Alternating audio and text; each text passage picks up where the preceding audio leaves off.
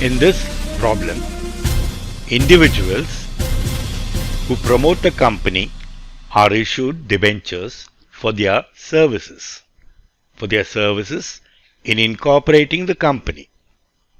The incorporation cost is then directly debited with the face value of the debentures issued to these individuals and credited to the debenture account.